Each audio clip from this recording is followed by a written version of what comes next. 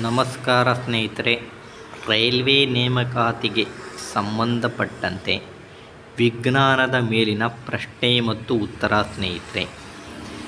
ಎಲ್ಲವೂ ಕೂಡ ಪ್ರಶ್ನೆಗಳು ಕೂಡ ಸ್ನೇಹಿತರೆ ವಿಜ್ಞಾನದ ಮೇಲೆ 6ರಿಂದ 10ನೇ ತರಗತಿಯ NCERT ಬುಕ್ಕಿಂದ ಕೂಡ ಎಕ್ಸಾಮ್ಗೆ ತೆಗಿತರ್ಬಿಟ್ರೆ ಬೇರೆ ಯಾವ ಬುಕ್ಕಲ್ಲೂ ಕೂಡ ಕ್ವಶನನ್ನು ತೆಗೆಯೋದಿಲ್ಲ. ಹಾಗಾಗಿ ಆ ಬುಕ್ಕುಗಳನ್ನು ನೀವು ತುಂಬ ಚೆನ್ನಾಗಿ ಅಧ್ಯಯನ ಮಾಡಿರಿ ಸ್ನೇಹಿತರೆ. ಇವತ್ತಿನ ಮೊದಲನೇ ಪ್ರಶ್ನೆ, ರಾಸಾಯನಿಕ ಸಂಯೋಜನೆಯ 2 ಪ್ರಮುಖ ನಿಯಮ ಪ್ರತಿಪಾದಿಸಿದ ವಿಜ್ಞಾನಿ ಯಾರು? Option A Joseph L Proust, option B Antonio L Lavoisier, option C Goldstein, option D Dalton. ಈ ಒಂದು ಪ್ರಶ್ನೆಗೆ ಸ್ನೇಹಿತರೆ ಸರಿಯಾದಂಥ ಉತ್ತರ ಸ್ನೇಹಿತರೆ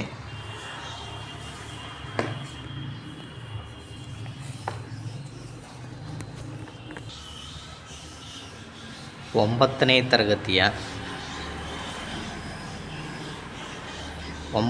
ತರಗತಿಯ ಪರಮಾಣುಗಳು ಮತ್ತು ಅಣುಗಳು ಎಂಬ ಪಾಠದಿಂದ ತಗೊಂಡಿದ್ದೇನೆ ಸ್ನೇಹಿತರೆ. ನೋಡ್ಕೊಳ್ಳಿ ಸ್ನೇಹಿತರೆ, ರಾಸಾಯನಿಕ ಸಂಯೋಜನೆಯ 2 ಪ್ರಮುಖ ನಿಯಮಗಳನ್ನು ಪ್ರತಿಪಾದಿಸಿದ ವಿಜ್ಞಾನಿ ಆಂಟನಿ ಎಲ್ ಲೇವಾಸಿಯರ್ ರಾಸಾಯನಿಕ ವಿಜ್ಞಾನಕ್ಕೆ ಭದ್ರ ಬುನಾದಿಯನ್ನು ಹಾಕಿದರು. ಹಾಗಾಗಿ ಸ್ನೇಹಿತರೆ ಈ ಒಂದು ಪ್ರಶ್ನೆಗೆ ಸ್ನೇಹಿತರೆ ಆಂಟೋನಿಯೋ ಎಲ್ ಲೇವಾಸಿಯರ್ ಅಂದರೆ ಎರಡನೇ ಆಪ್ಷನ್ ಬಿ ಸರಿಯಾದಂಥ ಉತ್ತರ ಆಗುತ್ತೆ ಸ್ನೇಹಿತರೆ. ಅದೇ ರೀತಿ ಸ್ನೇಹಿತರೆ ಎರಡನೇ ಪ್ರಶ್ನೆ, ಹಿಮೋಗ್ಲೋಬಿನ್ ಅಣುವಿನ ತ್ರಿಜ್ಯ ಆಪ್ಷನ್ ಎ 10⁻⁸, 10⁻².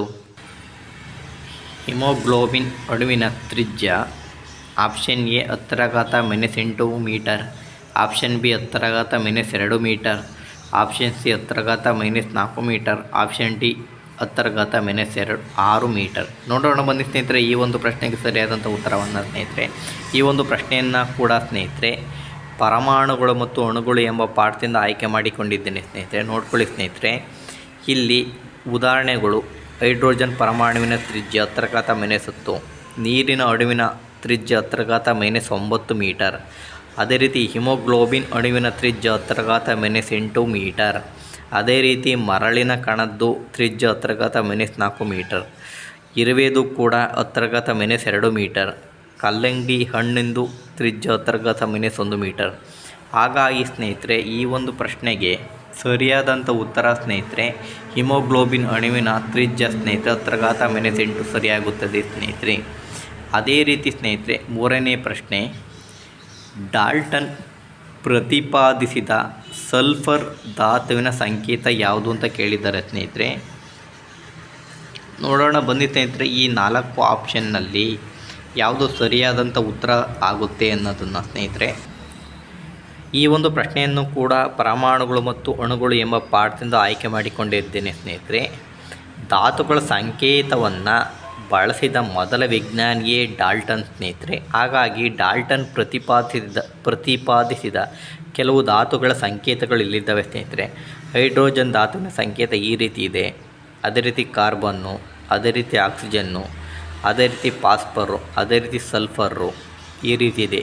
ಅದೇ ರೀತಿ ಕಬ್ಬಿಣ, ಅದೇ ರೀತಿ ತಾಮ್ರ, ಅದೇ ರೀತಿ ಸೀಸ, ಅದೇ ರೀತಿ ಸಲ್ಫರು, ಅದೇ ರೀತಿ ಚಿನ್ನದ ಸಂಕೇತ ಈ ರೀತಿ ಇದೆ ಸ್ನೇಹಿತರೆ. ಪ್ಲಾಟಿನಮ್ದು ಸಂಕೇತ ಈ ರೀತಿ ಇದೆ.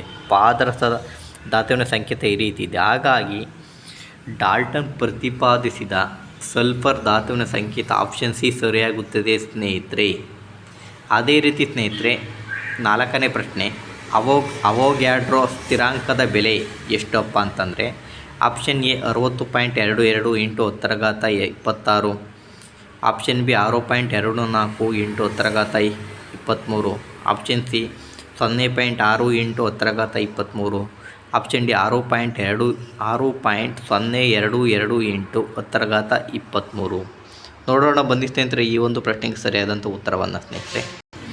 ಈ ಒಂದು ಪ್ರಶ್ನೆಯನ್ನು ಕೂಡ 9ನೇ ತರಗತಿಯ ಪರಮಾಣುಗಳು ಮತ್ತು ಅಣುಗಳು ಎಂಬ ಪಾಠದಿಂದ ಆಯ್ಕೆ ಮಾಡಿಕೊಂಡಿದ್ದೇನೆ ಸ್ನೇಹಿತರೆ.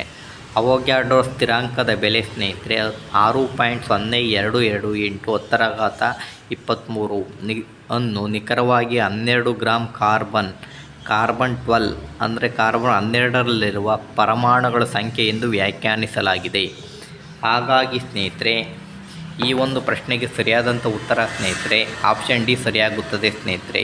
6.022 ಇಂಟು 10⁻23 ಸರಿಯಾಗುತ್ತದೆ ಸ್ನೇಹಿತರೆ. ಈ ವಿಡಿಯೋ ಇಷ್ಟ ಆಗಿದರೆ ಲೈಕ್ ಮಾಡಿರಿ, ಶೇರ್ ಮಾಡಿರಿ ಸ್ನೇಹಿತರೆ, ಸಬ್ಸ್ಕ್ರೈಬ್ ಮಾಡಿರಿ ಸ್ನೇಹಿತರೆ. ಧನ್ಯವಾದಗಳು.